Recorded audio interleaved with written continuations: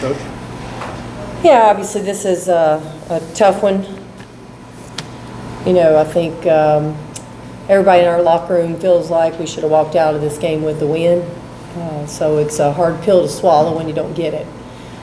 Obviously, the other team had a lot to do with that. They did a great job of grabbing the momentum and hanging on to it and finishing the game out strong. They had great balance and great toughness from the game. But, you know, obviously we're disappointed and hopefully we'll learn from it. Take our first question from Cora. Kelly, during the Oklahoma game, you know, you said a big thing was being able to turn the tide back in your favor multiple times, you know, weathering those runs. What do you feel like was the difference tonight? Your team led by 16 points in the third and just felt like they couldn't get the momentum back. Yeah, I felt like when they cut it to 12, I feel like the 12 is the number that stands out to me. I thought we got tight and we stopped playing freely. We stopped playing fearless. And, you know, tried not to make mistakes. And that's not a great way to play basketball. And at the same time, you know, I thought Notre Dame was making plays, utilizing their balance and their physicality in the paint. Go next to Madeline, followed by Casey and Jack. Notre Dame only took 9 three-pointers today, and Tennessee took 28. How did you feel about the team's shot selection today, and how did you adjust to Notre Dame's shot selection? Yeah, we'll go back and look at it. I thought we took good shots for the most part. I don't know that there were a lot of shots that were ill-advised for us. You know, I thought Notre Dame adapted and played where they needed to play, and they got the ball inside. Their size and physicality in the paint was really good for them. Casey.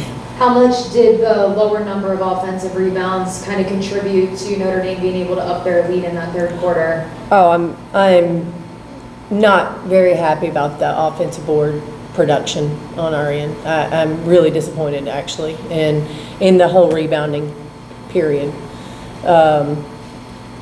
So that whole column is a problem. We've got to be better. We have to be better on both ends of the court with our rebounding. Jack. Notre Dame did really well shooting there in that second half. How do you think they adjusted to what you were doing defensively going into the second half? Well, I think they started taking advantage of different matchups, and they made some shots. I tell you, obviously, you look at it, their shooting percentage was off the charts, but that's also when we turned the ball over that led to layups, which led to some momentum. You know, then they weren't having to score over us. They're shooting wide open layups in transition. So, you know, it all works together.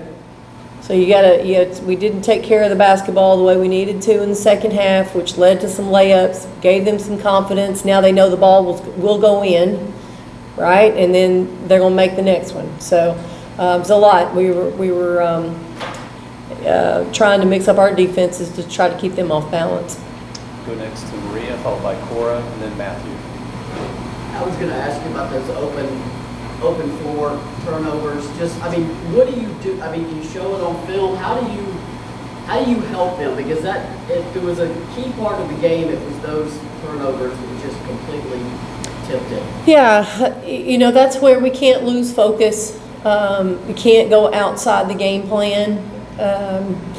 Can't change up what we're doing in the second half. And I thought we got passive, and we don't play well passive. I think when we're more aggressive, we take care of the basketball a little bit better. And so we'll definitely talk about the pace, our aggressiveness versus being passive, and then also just the technical execution. I mean, the decision making and the execution of those plays. You know, you gotta take care of it. Cora, Matthew, and then Casey. I felt like Carolina started off the game really well, was having some success in the second. I know Notre Dame started going with 3 bigs in the second half, but, you know, why do you feel like the team struggled to get her, you know, inside touches and more looks when she was really, you know, having her way on one-on-ones? Yeah, I thought we missed our post several times. I thought we had some post-ups. Our spacing, we lost a little bit of spacing there in the second half.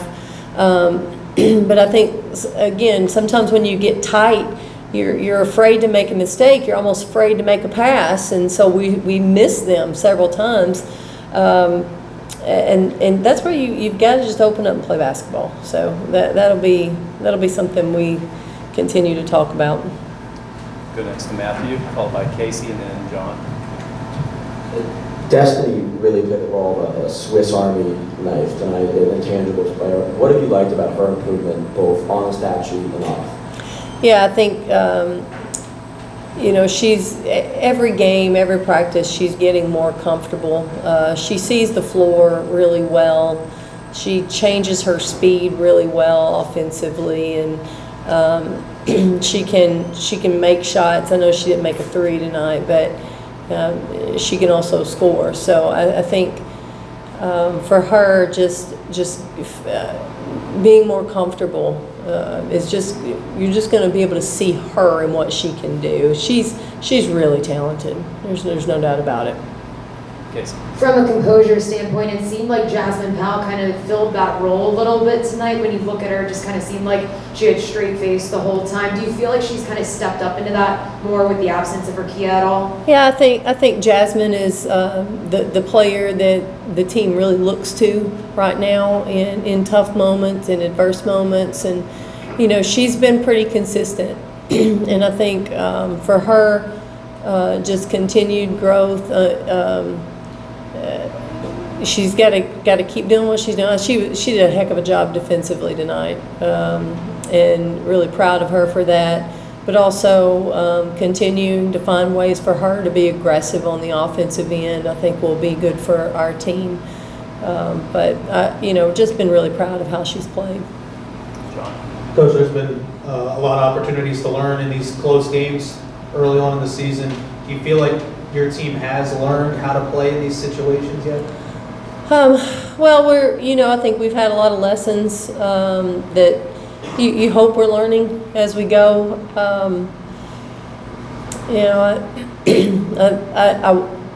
want them to be a better basketball team at the end of it.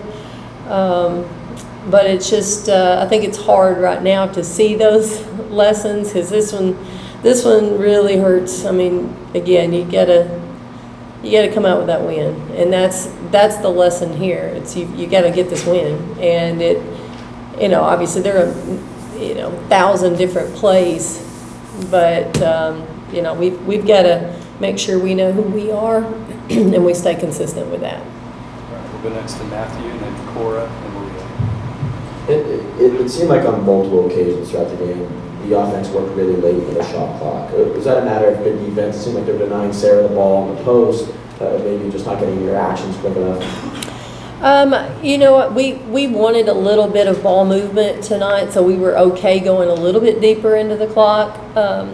There were times that I felt like we had a shot, we had an opportunity for a drive, we had an opportunity for a pass, and we didn't take it. And those are the moments offensively that we need to kind of push the issue, and they've got to feel a little bit more comfortable to be aggressive in those moments. And it was different people. It wasn't the same person. It was different people throughout the night. So that'll be an area of film that we're going to have to look at and say, look, you have the shot. You've got to step up and take it in that moment. You went with 5 players for most of the second half. Just what do you feel like led to that shorter rotation for you, and especially when the team just kind of felt like not much was working for them? Yeah, I think production. We were, we had different folks in. I think this production, and tried to go with. I thought our subs. We subbed. And there were reasons that we subbed and then reasons we didn't sub. But a lot of that is production, matchups, and how people were playing out on the court. Sometimes it's not the people over here, it's people out on the court, and sometimes vice versa. they don't get any easier, of course. Ohio State arrives Sunday. So, I mean, what's your approach with the team after this? I mean, you can't dwell on a loss in November, but what's your approach to get them turned back around for that game? Yeah, well, I didn't really worry about the next one when I was in the locker room. You know, it was just we talked a lot about the rebounding and, you know, the toughness piece that we were missing to get the win, because you do those two things, you win the game. And we talked about that. And so coming out of this game, anything that we want to work on from this game will help us for our next one. There's no doubt about it. If we can get better in these areas, then we'll be a better basketball team when we play Ohio State. Obviously, at some point this week, we have to focus on our opponent. We have to focus on what we're going to see over the weekend. So I think we've got enough time to do both, really, to go out and practice and really work on the things that we need to work on from this game, and then have enough practice time left to be able to work on specifically Ohio State. We'll close out with Cora. Team had 9 assists in the first half, only 4 in the second. Is it a concern for you that it was kind of like a struggle the whole second half? It wasn't just a quarter, and they could kind of rebound from that and you know, get back into a better offensive flow in the second half at some point? Well, yeah. You know, obviously, we'd like to score a little bit more there in the second half. Pretty even, I think 16 and 16 in the third and fourth. I thought it started with our pace, and our pace was just, again, I'll go back, I feel like I'm saying the same thing, and I apologize for you guys, but we were just too passive. I mean, you just can't play passive. There's times that we don't want to maybe shoot quick, but that doesn't mean you are passive. And that's where we have to go back and watch. Here's the production and here's not. Part of that also was getting stops. I mean, it is easier to run when you're getting stops, and we didn't do that as well in the second half either. Thank you. Thank you, guys.